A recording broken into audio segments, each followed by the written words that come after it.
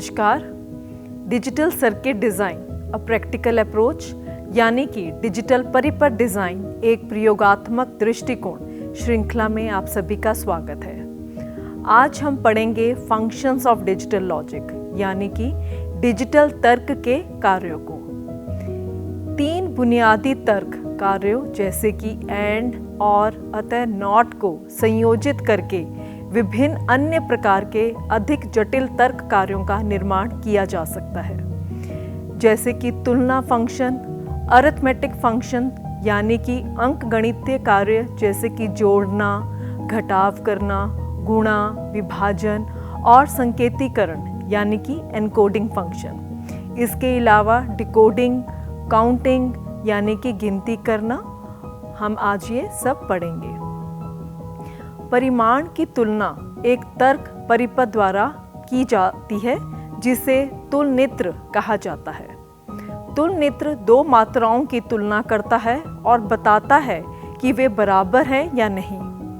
उदाहरण के लिए मान लीजिए कि आपके पास 2 संख्याएं हैं और आप जानना चाहते हैं कि वे बराबर हैं या नहीं, और अगर बराबर नहीं हैं तो कौन सी इनपुट संख्या बड़ी या छोटी है। बाइनरी में एक संख्या तर्क स्तरों द्वारा दर्शाई गई है, इनपुट A पर लागू होती है, और बाइनरी में दूसरी संख्या इनपुट B पर लागू होती है, जैसा कि आप स्क्रीन पर देख पा रहे हैं। आउटपुट उचित आउटपुट लाइन पर एक उच्च स्तर का उत्पादन करके 2 संख्याओं के संबंध को इंगित करते हैं, जैसा कि आप चित्र पर देख पा रहे हैं। तो इनपुट पर 2 लाइंस हैं A और B, और आउटपुट पर 3 आउटपुट लाइंस हैं जिसमें कि इंडिकेट होगा कि क्या A बड़ा है B से या बराबर है, या तीसरा A छोटा है B से। तो जो भी हमारे पास 2 इनपुट वैल्यूज़ होंगी, जैसा कि अभी हमने उदाहरण लिया है 2 इनपुट का, कि उसमें हमने 2 अंक लिए हैं 5 और 6। तो A पे हमने दिया 5 और B पे दिया 6। तो अब A जो है वो छोटा है B से, तो A लेस देन B हमारा आउटपुट वो हाई होगा, और बाकी आउटपुट जो है वो लो दर्शाएंगे। अगला फंक्शन है अरिथमेटिक फंक्शंस, जिनको कि हम कहते हैं अंकगणितीय कार्य। अब हम इनको विस्तार में पढ़ेंगे। पहला है एडिशन यानी कि जोड़ना।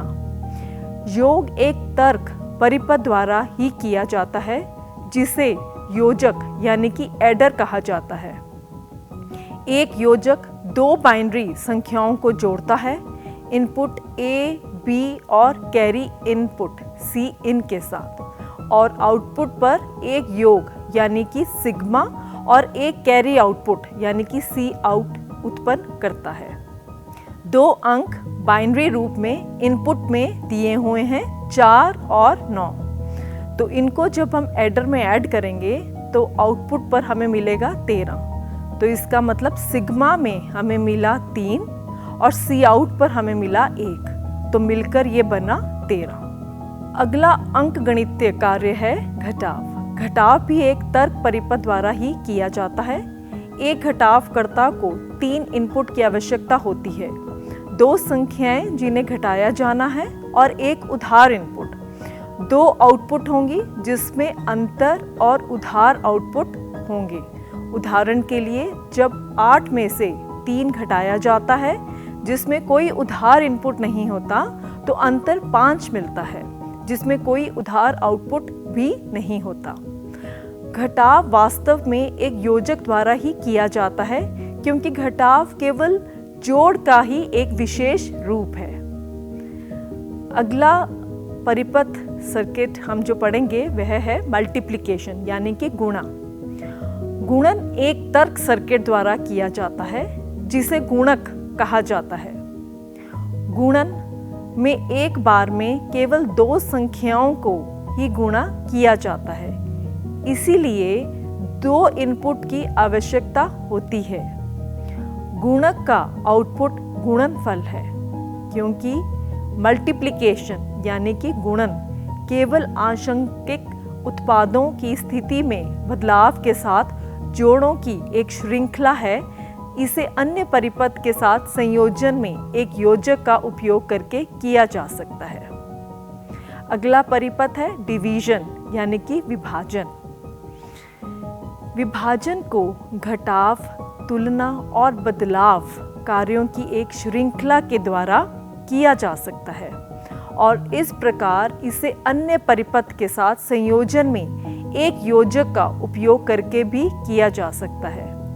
विभाजक के लिए 2 इनपुट की आवश्यकता होती है और उत्पन्न आउटपुट भागफल और शेष नामी होते हैं।